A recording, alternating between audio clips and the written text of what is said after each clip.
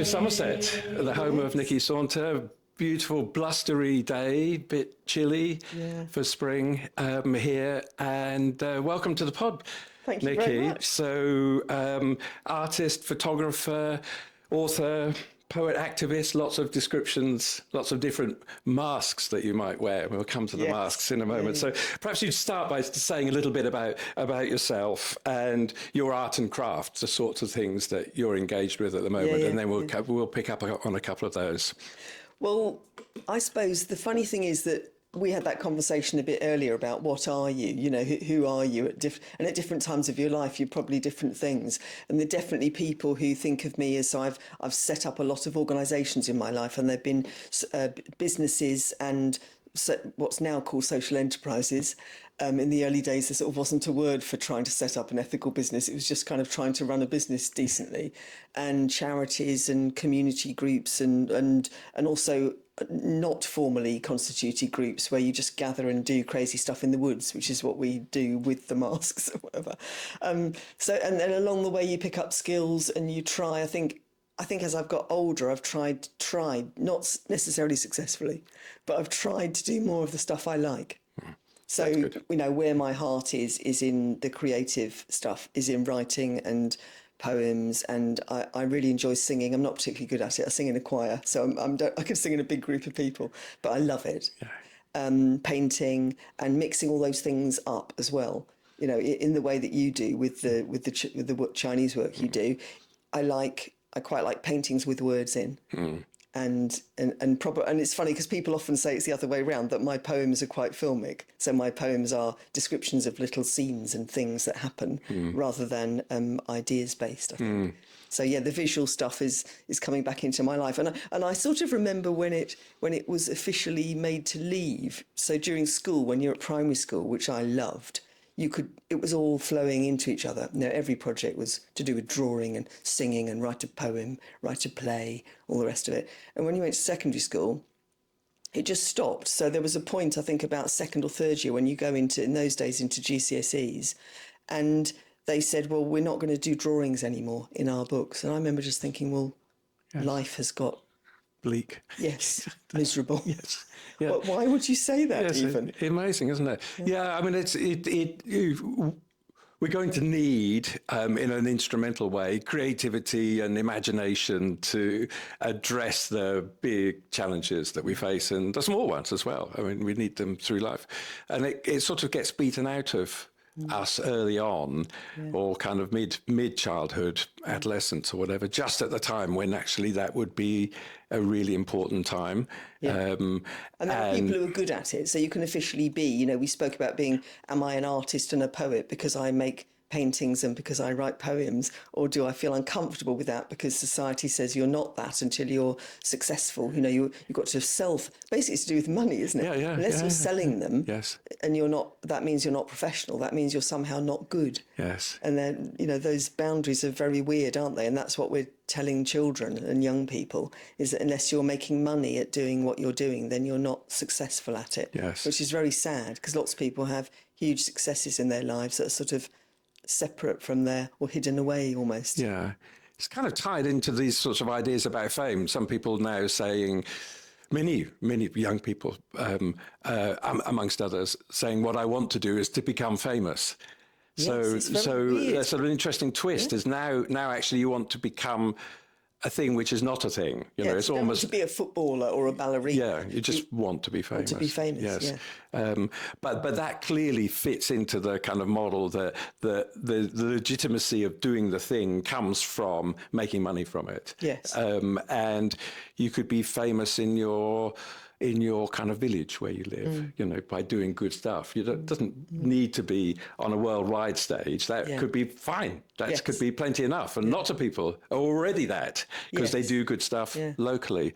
So you've spanned these kind of different ways of being active. I mean, would you call yourself an activist? Yes, I think so. I think I am. I think I am a doer in life, and I'm quite impatient sometimes to get from, I love talking about ideas, but it's almost like at the end of the conversation, I want to go, so now what are we going to do about it? Yes, so I'm exactly. not the person that can keep talking all the time. I want to say, and what is the action that comes out of this point, which is, it makes you good at, I have discovered at startup and at making movements happen, because you're always the person going, this is great and really interesting, and now what? Now what? Very good. Yes, but, exactly. I mean, sometimes it is also annoying at times. Sure, being the person who's always trying to do things. Well, yeah, maybe, but I mean, need kind to of be maybe part of a team. Yes, and that also for me is so important in my life.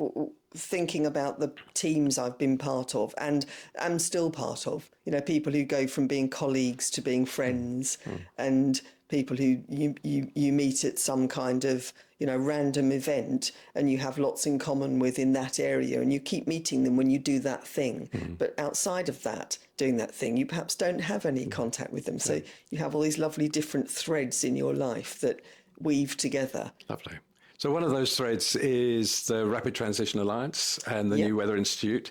So tell us a bit about the work that you've done there, and then I think we come on to hope, don't we? We come to hope and hope tales. So we should just riff on that a little bit, I think, as well. So tell us so transition is an activist thing, as it's acting to have some deliberate idea of change. Yes, going it is, from not so good to better. Yeah, and I think I think the reason I like it is because it's quite practical on one level. On one level, it's saying, what are you going to do? Where are you going to shop? What are you going to eat? How are you going to travel? So you've got this big idea of change, but what does that mean in a daily life? And I still think that is the weakness in all the visions of the future. They're either sort of weird utopian visions of everyone riding around on a lovely bike with a woven basket on the front with fresh vegetables all the time. You think, how are you going to do that in February? So there's a lot of the practical side of delivering a dream that I think is really important. And it doesn't have to be drear and miserable. It's mostly about getting together and having fun. And that's what the transition town groups are really, really good at. I'm sort of straight, I was going to say I'm not part of that only because I'm not physically helping them out with things all the time, but I'm been part of it with helping the organisation locally and helping them to do that and to thrive.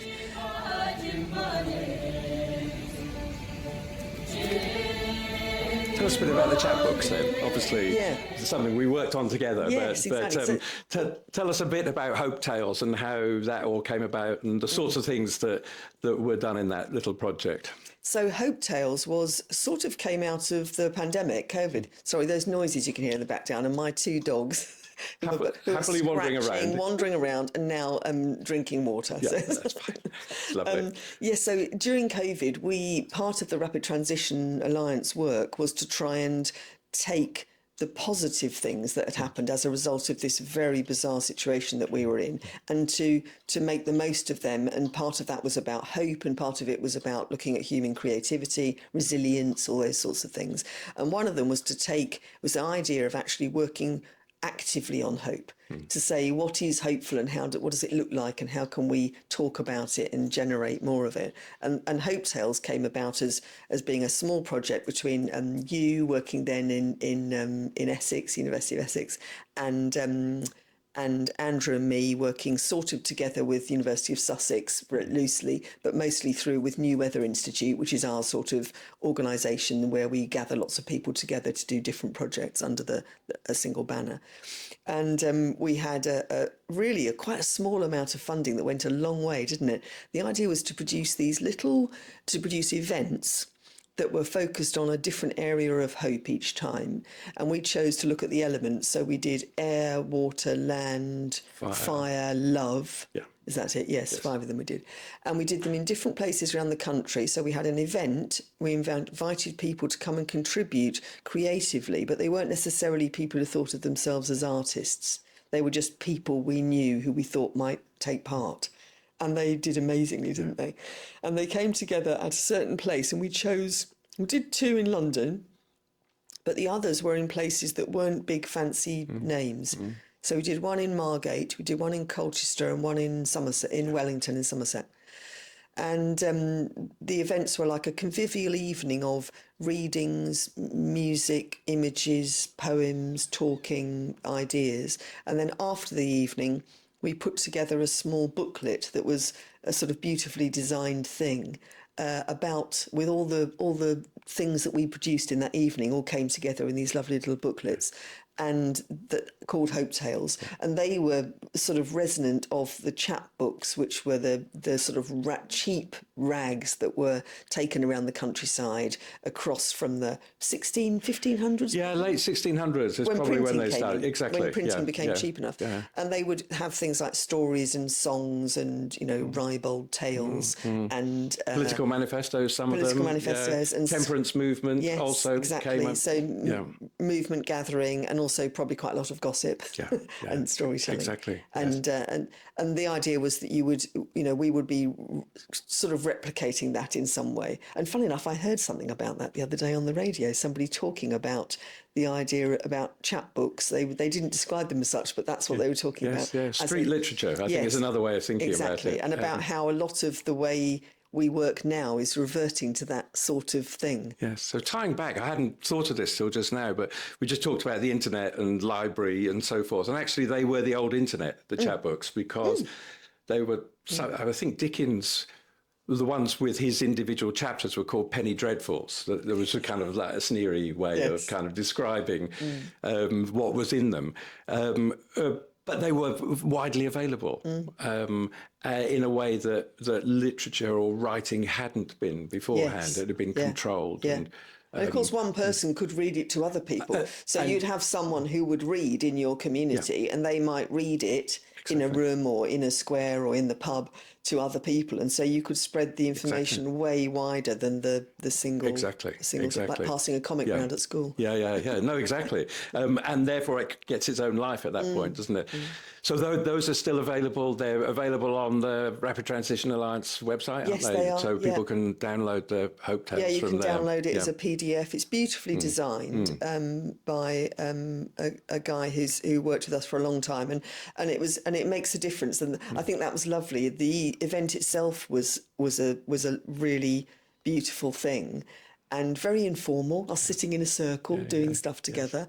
And amazing things came out of all of them, didn't they, in different ways? Yes. But the booklets as well, they make a little set, but also they themselves are things of beauty, which is rather lovely. And deliberately rough around the edges. I mean, again, there's this. I think I like the idea of not setting up the things that we want to do that relate to creativity and ideas and imagination that we bring to the challenges of the world. Yeah. I like the idea of not letting kind of perfection stop us doing those things. Yes, and the transferring of knowledge. So I think the mask making, for instance, came about through wanting to being a local group of Extinction Rebellion forming in this small town of Wiveliscombe in Somerset, where people go famously. Was it Churchill who said, "Where in the world is Wiveliscombe?" Because Wiveliscombe Church was one of the places used to store artworks because it had a big basement that you could almost drive into. Crikey. So apparently, famously, he was told that these artworks are being brought to Wiveliscombe and went, "Where in the world is Wiveliscombe?" Right. I think that's our local logo. You're right. Cheeky, yes, exactly. Sneery kind of city view, isn't it? Well, look, tell us about the mask. So the project was All the Creatures of the Night. Yes. It starts with, and it started very much as a way of one of our members of the group of Wiveliscombe Extinction Rebellion, Jenny Dutton, is a very fine artist, and we were wanting to join in with drumming, and so we had somebody teaching a small group of drummers, and we were literally started in the woods with like 4 of us with old parts of old drum kits, bashing away and learning rhythms. And then we realised that when we went up to some of these big events in London, there wasn't really any discussion about biodiversity. Yeah. So although it very much from the beginning was talking about the ecological crisis, it didn't translate into the actual day's events. You didn't see representation of of other than human things. And so we thought we should become animals and take something from the countryside into the city when we went and make a noise. So we were drummers with animal masks on. And Jenny, who is a fine mask maker, sort of taught us the principle. So you can see in this one, it's very basic. You've got a basic circle that goes around your head, and then you extend off it to make it bigger. It's all made just with either PVA, or you can do it with flour paste. Papier-mâché and old cardboard. Lovely. So it's completely made. Even all the paints, we would say, has anyone got any green paint? And we'd have like a big, conflab of old bits of, it's not fancy paint at all. I think this one in the end I did varnish because it's seen some miles in drumming in the rain and things like that, and survived to tell the tale. Lovely. So we've got a frog here, you've got an ant here, so bringing insects into the story as well. Yeah, and that was really important. So that sits a bit higher on the head, doesn't it? Yeah, it does. I can stick it on. Yeah. So this one sits like this. So you're very much looking right through in the middle between the ant pincers. So you're wearing that, and are you, when you're wearing the masks, are you going through a sort of transformation yourself? Oh, you're acting. I mean, obviously, it's a kind of actor-y type of thing, but you're literally wearing a mask. Yes. And we all have masks, different identities that we play into. Sometimes many times a day, but certainly many times at any point in our lives. But now you're physically wearing a mask. What happens when that? I think it frees you up enormously wearing a mask. It allows you to play. It allows you to be, I think, sometimes a more extreme version of yourself. You don't have to worry because particularly I find with all of them in different ways, but if you put that on other people, they become a frog. Yeah. And other people respond to them. You see people instantly smile. Yes. Quite often people squat down straight away when they have it on. They go into the position that they know a frog sits in and they make noises. They'll go ribbit, ribbit. Yeah. And you don't say be a frog. They just become a frog. Yes. And, that's magical. And these masks have been used borrowed by other groups. So their life goes on. Started maybe, this one's probably 6 years old now, made in 2020. And it's been in local groups in doing street gathering of petition signatures. People sometimes in Britain, people are quite nervous about going up to people. Yes. If they wear a mask, they feel they can walk up and interact with people, and the people they're interacting with are already well disposed. They're already laughing or smiling, and the children are wanting to touch it. And all sorts of things like that. And they're kind of bomb-proof. I say to people, don't worry about it. We can mend them. They're just made of paper. And so it closes a space, doesn't it? Isn't that interesting? Yeah. Because actually... And opens a conversation. Well, quite. Yeah, exactly. So if we think of the formalities of acting, a stage and an audience, and there's definitely a gap between them. That's the acting class, as it were, and this is the watching class. So formalities of that. But in kind of street art of this sort, street or woodland or whatever, it's closing the gaps between humans and animals, and it's closing the gaps between humans and humans. It's making the engagement easier. But I quite like the idea that people smile automatically. Yes, they do. There's a change in there's definitely a change in the vibe.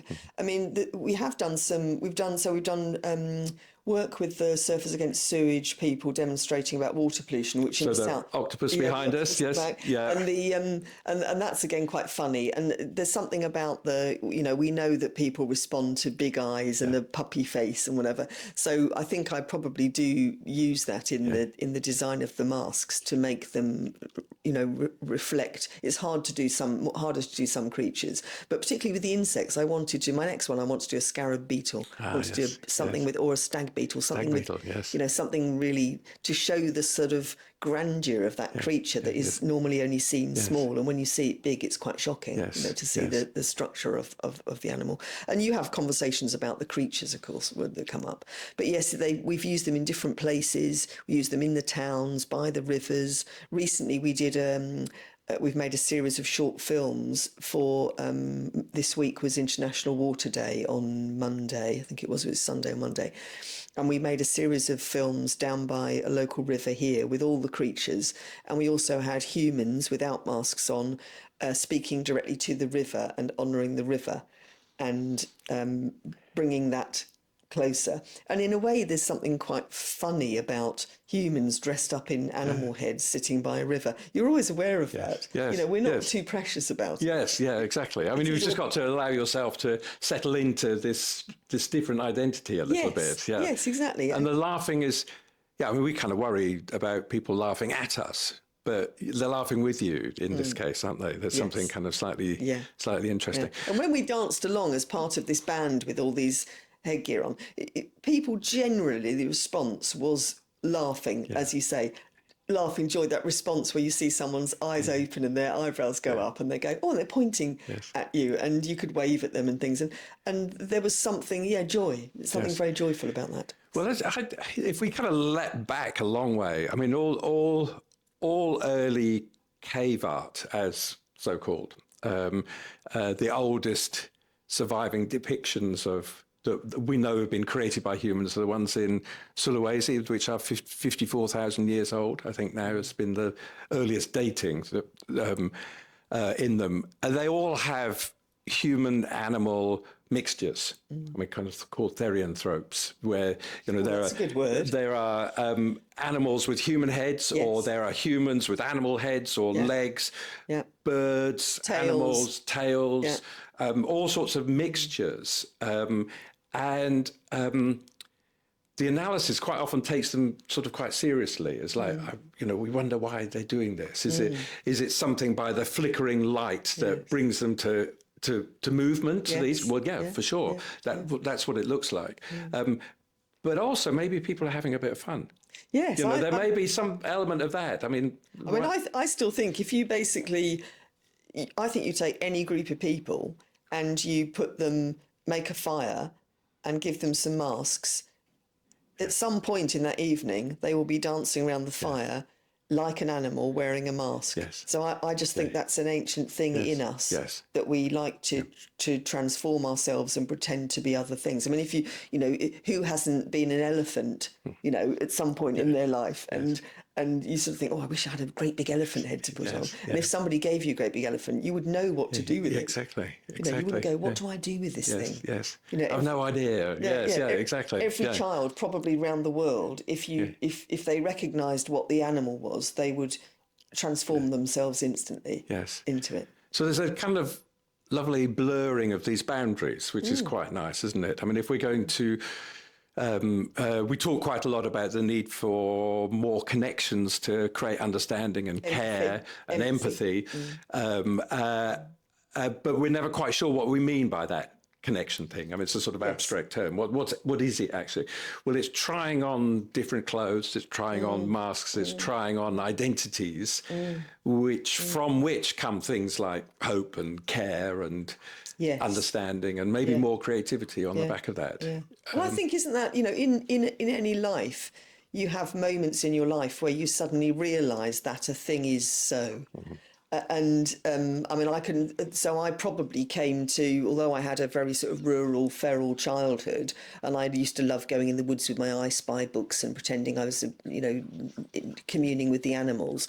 I think actually my awareness of sort of human impact on the world came from working in Hong Kong, where you're on a rock with a lot of people, and everything that literally gets flushed down the loo is going to bob up in the harbour just outside. So the impact of pollution and the impact of someone throwing something, there is no away. It's very close to you. It's very close to you. So you see all that stuff, and I think that's important. Yes, exactly.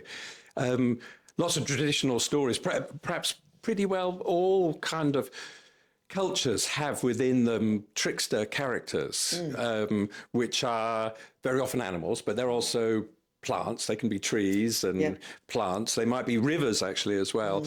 Certainly insects and Nancy the spider, but also all sorts of other ones. And I wonder whether the masks also opens up that kind of space as well. That the trickster is a character that behaves in certain kind of ways that are outside the norms. Yes, I think you can be naughty. You can say things and do things in a mask, not just the movements, but you might, if you're in a protest where you might feel like you're happier standing at the back with a mask on, you might be right at the front. Yeah, exactly. And you might say something that you might not say otherwise. Yeah. So I think, and we sort of think of that in a negative way, don't we? Like people hiding behind the masks of anonymity on the internet, for example, or say vile things that they wouldn't say otherwise. But I think it also can work in a positive way. Yeah. You know, people can say loving things that they would feel embarrassed about saying. Yes. They might say things about their love for the planet or their love for nature. Yes, which exactly. they would feel silly in our culture saying. Yes, or behave like a frog, as you said, exactly. Kind of immediately go into a different sort of space. Yes. And that's what those characters do, is that they lead us into a different place. Yeah. They kind of encourage change by leading us in that way, don't they? That's absolutely. And they lead into more detailed knowledge. So you can, you might start with this and then you might have a conversation about a frog. And then someone might talk about a frog where they see frogs or where they used to see frogs and they don't see them anymore. Exactly. All sorts of things come from that. And from that change, that recognition of things have changed, both got worse but also got better. I mean, the two stories run side by side very often. The beaver behind you there. Yes. The beavers. This is another top of the head one. Beavers in the UK were gone for. I mean, popularly, people talk about 400 years. I'm not sure where that number came from because I think it's nearer 1,000. The last beaver was hunted in the 1500s. Yeah. I think that's where the figure comes from. Yeah. But they weren't widespread by then. Yeah. It's hard to be serious and talk about change when there's a beaver on your head. Yeah, but that's part of the joy. Exactly. And it is funny, actually, because sometimes when you're doing this approach, of course, you forget after a while that you're... And then people are looking at you and laughing. You think, everyone's so nice today, aren't they? Yes. Really smiling. That's because you've got a beaver on your head. I know. Amazing orange teeth. And now we find that there are in pretty well every county, and there are beavers, and their kind of legal status has been changed. They don't have to be within controlled fencing now. They can be more widespread. Yeah, and that's been a hell of a battle, and that's probably. So I started an organisation together with three other people called Beaver Trust, which is the national beaver charity now thought of. Yeah. There were people who've been working in that field, scientists and people on the ground, looking after beavers that were already here. And also sometimes, I think, possibly letting beavers out into the environment, which without them having done that, we wouldn't be where we are today, to be honest. You need those transgressors in order to kickstart something. If you all sit around waiting till it's perfect, till the rules are all there, until, it's part of our problem with wanting to control nature, because everyone's saying, well, if we bring beavers back, what will happen? You're like, well, I don't know, probably cleaner water, more biodiversity. Fewer floods. Fewer floods. Some areas might get a bit more flooded. We can probably more deal wetlands, with that. more insects. Yes. And then they're quite big, beavers, so they're easy to find. I mean, if you did need to get rid of them, they can't really hide in the landscape. And they're slow moving and they're in water, and absolutely. So the Beaver Trust, that has done great work. You've done great work with that. Yeah, really good. And something interesting has happened, hasn't it? That has changed people's understanding of, well, it's another sort of technocratic term, but ecosystem services, the services that come from beavers who create wetlands, who do all of these other things for us for free, provide us with actual financial benefits. Yes, human benefits, which is really what it's all about, isn't it? And any issue has got to, at some level, come back to a human improvement. Otherwise, mostly humans won't consider it. A tiny group of humans in any area might consider it otherwise, but most people aren't interested. And I think the big difference that what Beaver Trust was able to do that the academics and the scientists on their own weren't able to do was to take it to the public. Because we were able to be, and it was a battle, and at the beginning lots of people thought we were doing something quite crass, that we weren't well informed enough or knowledgeable enough. It must be perfect and and exactly right before anything is said about anything. And while I understand that drive, I disagree with it, because I think you've got to get down and dirty sometimes and get out there and let the world, people aren't as stupid as... No. See what emerges from that. And what emerged was people love beavers. Yeah. Yes. And they respond simply to the animal. You could be reciting the phone book over a picture of a beaver plopping into the water, or munching on a bit of willow, or putting mud in on the way they do, and people are captivated by it, and so I think that was, I think we all, probably the science side, underestimated the impact, the emotional impact. Exactly, that's the core of it, isn't it? Yeah. So let's come to a few kind of quick-fire-ish questions towards the end. So Prouds. I have my notes. So against all the odds, as it were. I mean, I think maybe the Beaver Trust is a good example. It was actually. That was my example. Right, okay, great. It was actually that it was difficult because I'm not a scientist, and there is a feeling you can feel quite swamped, sort of overcome by other people's knowledge sometimes, and think, do I have a right to say this in this space? But I think most of the big changes in the world haven't always been experts in their area. They've been people who've come in and gone, I think maybe we could do this differently. Yeah, so there's a translational element. I mean, the people duck when they see data coming, you know, and yet that's the kind of correspondence of science, is to do analysis and graphs and data and so forth. Okay, so we need that to know what's going on. Yeah, but when we're in the space of engaging directly with the public and saying, as you mentioned a couple of times, if there's not an emotional core to this thing, it's not going to work. No, people and have these to things care. create the emotional core. Yeah, and the masks do. But the Beaver Trust does the same thing by saying, well, actually, we think we understand what people, how they're going to respond in a different way, which actually has these wider ramifications. And underneath you have this huge body of science that other people have put together, and that the Beaver Trust now contributes to itself, now that it's got funding and it's got scientists in it and whatever. Yeah. But the connection with people is still, you know, you can tell what gets the big hits when you put out a video of a release and an animal being put into the water. It's such a cathartic thing. You can, and I still watch them. I watch every single one. I'm like, it's the same thing. Exactly. It could be the same, but it's actually different. And that's wonderful. And exactly. each moment, there's that moment of joy where the animal is sort of looking around, and some of them go straight from the cage, straight into the water and disappear. Yeah. And some of them spend a lot of time being a bit careful, looking around. And all that time, you're with the animal, aren't you? Yes, exactly. You're willing it to find the water and to get in the water and swim away from the humans. Being in a hole, getting out of a hole, an example of that. There's a common, it's a theme of the pod, but it's also, we're in a big hole nationally, globally, and we haven't ever got out of this hole because we haven't ever done it before. We've never created quite such a difficult set of circumstances. But you've got to believe it's possible in the first place. And the only way you can believe that is by looking at other examples. And we do that in our lives over and over again, fall in the hole, get out of a hole. It's probably, for me, it's probably the hardest one. I think it's because I feel that life is very bumpy. It's like a slalom course. And I feel like you're doing that every day. Yeah. You're trying to find ways around things that seem to work best for people, that don't make an impact, that don't generate harm. And for me, I'm definitely always in that hole. I'm in that hole every day. I mean, at the moment, it's funny, there's a hole I haven't gotten out of yet, or sort of I do occasionally, is that when I'm looking for work that uses the skills I have, but that doesn't create harm in the world. Yeah. And that is extremely hard. Yeah. Yes. You know, I'm quite good at selling stuff. Yes. You know, as a kid, I worked on the markets and I've run businesses, but I don't want to sell anything that is creating any harm. I don't want to generate harm in a place where it's made.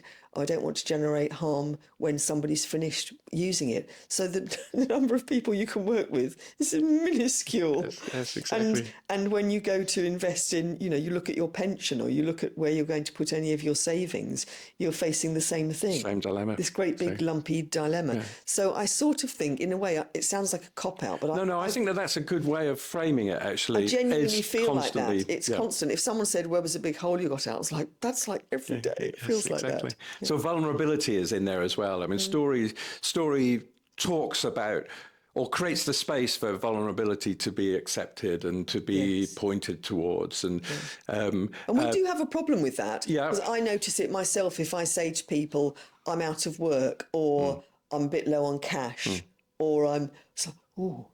There's things you're not supposed to say about your vulnerability. You're supposed to be, once you're a successful person, you're supposed to remain a successful person in all ways.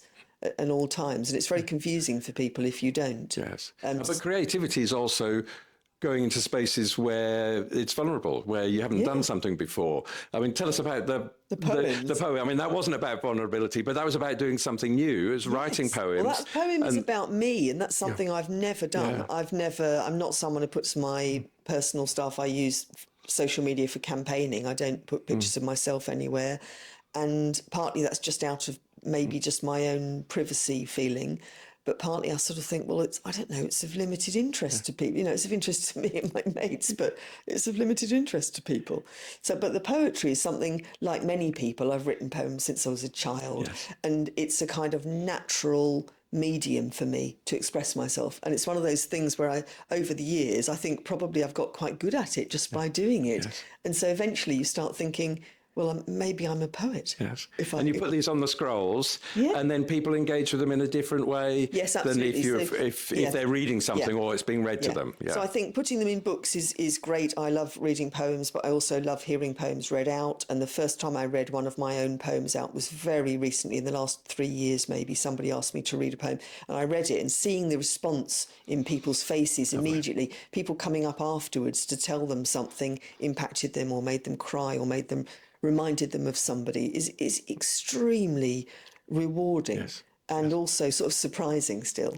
And then these particular ones that are done on scrolls, they were done in a very near my home. Right out the back here is a little tin tabernacle, and it's a beautiful place for exhibitions. And with a couple of other friends, we had a joint exhibition of all our creativity. And I was thinking, how do I bring words and my poetry into this space? I did do some readings, but also I decided that lots of people like to read them in their own personal time, and perhaps books are great. You've got to put your glasses on, you're in your own space, whereas if you put them on a scroll, two people can stand and read the same poem. It's a public thing. Yeah, it's interesting, isn't it? And I was struck by how that was, and I will definitely do more of it.